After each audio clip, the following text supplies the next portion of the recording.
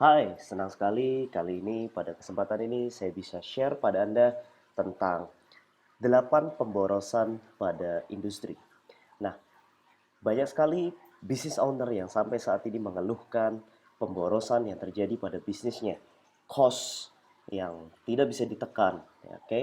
Untuk bisa menekan cost, sebetulnya kita harus tahu dulu dari mana saja penyebab cost yang paling besar. Nah, ada 8 pemborosan dalam industri. Yang pertama adalah talent, yaitu kita merekrut orang yang salah dan menempatkannya pada posisi yang salah atau tidak the right man in the right place sehingga mempengaruhi produktivitasnya. Seharusnya sebuah perusahaan bisa membayar orang berdasarkan tingkat produktivitasnya.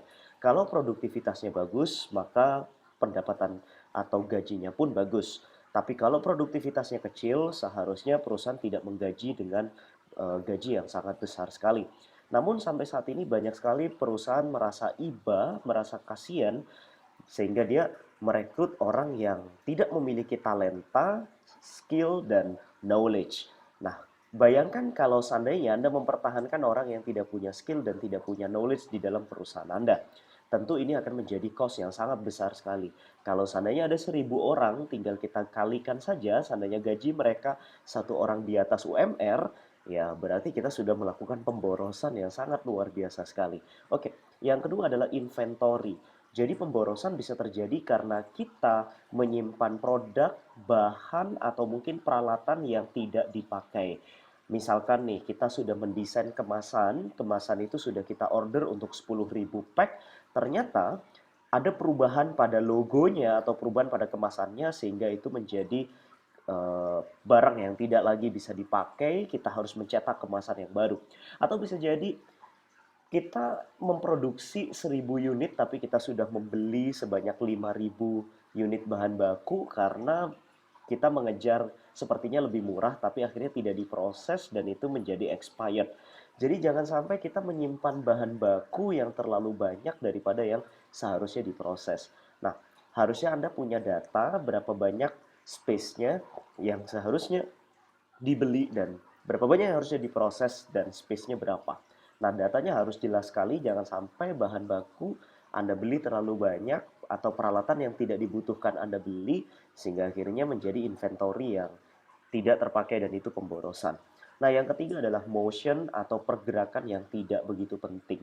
Misalkan karyawan Anda berjalan dari satu tempat ke tempat yang lain jaraknya sangat jauh sekali. Biasanya ada tempat produksi yang terpisah dengan kantor administrasi dan jaraknya lumayan jauh. Sebisa mungkin Anda harus bisa meminimalisir pergerakan karyawan di kantor Anda. Ya, misalkan nih ada peralatan seperti mesin fax mungkin atau mesin fotokopi di ruangan yang lumayan jauh, perlu jalan kaki beberapa detik. Nah, pada saat karyawan mengakses alat itu menuju ke ruangan tersebut membutuhkan waktu beberapa detik dan kadangkala masih ngantri sehingga karyawan masih ngobrol dengan temannya yang lain dan Anda bayangkan berapa banyak pemborosan waktu yang dibuang oleh karyawan Anda. Jadi minimalisir pergerakannya, jadi usahakan peralatan-peralatan penting berada di dekat karyawan. Oke, jadi sebisa mungkin bisa dijangkau tanpa karyawan harus berdiri atau tanpa harus melangkah jauh. Oke. Lalu kemudian yang keempat adalah waiting, jadi proses menunggu yang terlalu lama untuk next step-nya karena mungkin prosesnya terlalu ribet. Harusnya bisa dibuat semakin simple tapi justru sangat ribet sekali. Misalnya dibuatnya bisa 10 langkah, ini dibuat menjadi 15 langkah, mungkin karena keterbatasan alat atau SDM, sehingga terhambat supply chain-nya. Misalkan saja contohnya, marketing butuh desain, desain grafisnya lambat karena balik lagi ke talentnya. Dia tidak memiliki skill, tidak punya talenta, sehingga proses marketing menjadi terhambat. Proses marketing terhambat, akhirnya produksi pun terhambat. Dan jalan perusahaan Anda pun akhirnya menjadi terhambat.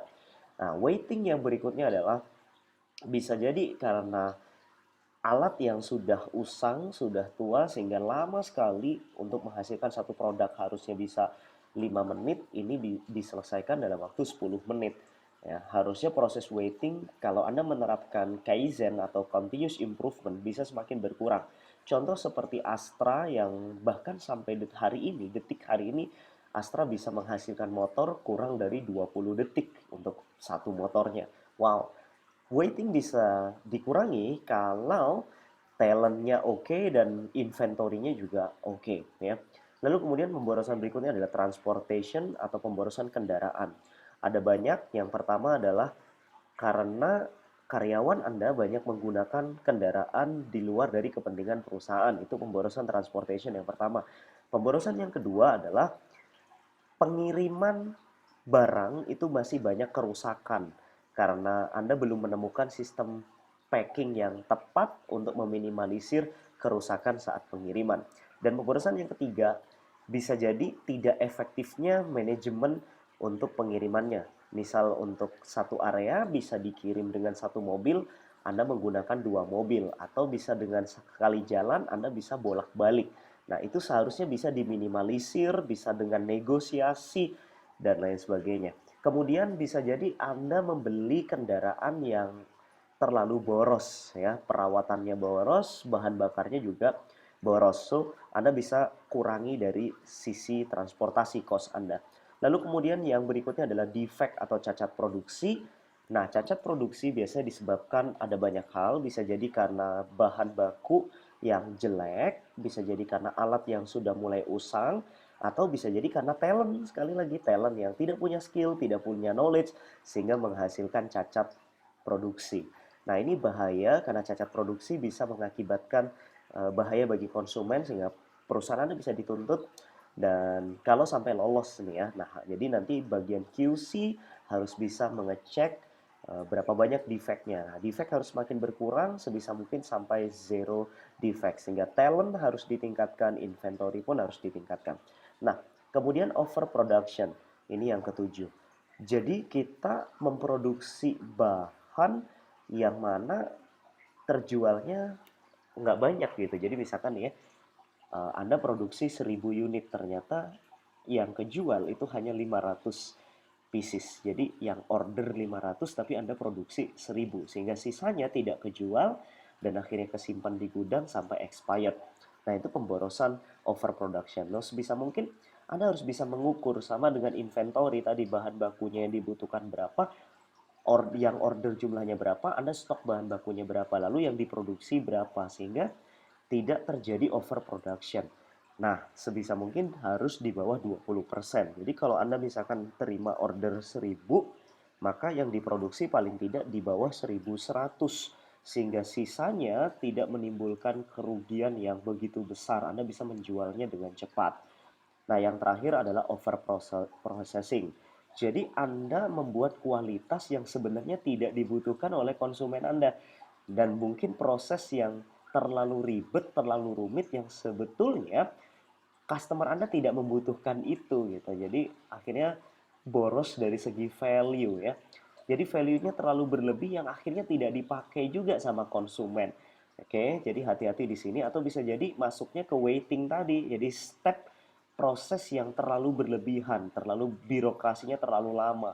Misalkan harus tanda tangan ke sana, tanda tangan ke sini, atau bisa jadi proses yang harusnya bisa menggunakan mesin bisa lebih cepat, bisa lebih dipotong prosesnya, ini malah menjadi ribet banget.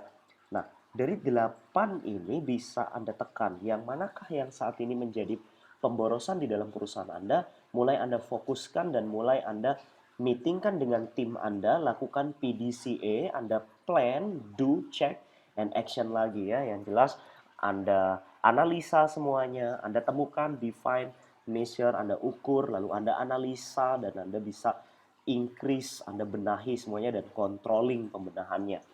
Nah, kalau Anda tidak bisa mengatasi pemborosan ini, jangan disepelekan, kita lihat lakukan simulasi. Kalau jumlah karyawan Anda 1.000, setiap hari karyawan Anda melakukan pemborosan katakanlah 30 menit masing-masing karyawannya. Berarti sebulan Anda kehilangan 1.000 kali 30 kali 26 hari kerja sama dengan 780.000 menit. Berarti kalau kita anggap ini setahun, berarti setahun Anda kehilangan 780.000 kali 12, 9.360.000 menit. Berarti dalam jam 9.360.000 dibagi 60 sama dengan 156.000 jam. Kalau gaji karyawan Anda per jamnya 10.000, maka dalam setahun Anda membuang 1.560.000.000 dengan sia-sia. Tentu ini Anda tidak ingin ini terjadi dalam bisnis Anda. Karena perusahaan yang sehat bukan hanya menang dari segi value, bukan hanya menang dari segi promotion, tapi cost-nya juga terendah. Jadi menangkan kompetisi dengan kompetitor Anda dengan memiliki cost yang terendah di antara yang lainnya. So, Anda bisa mulai ngecek dari 8 hal ini manakah yang sampai saat ini menjadi pemborosan Anda. Oke, semoga bermanfaat buat Anda. Saya Coach Tegar Prajaksa. Salam sakti.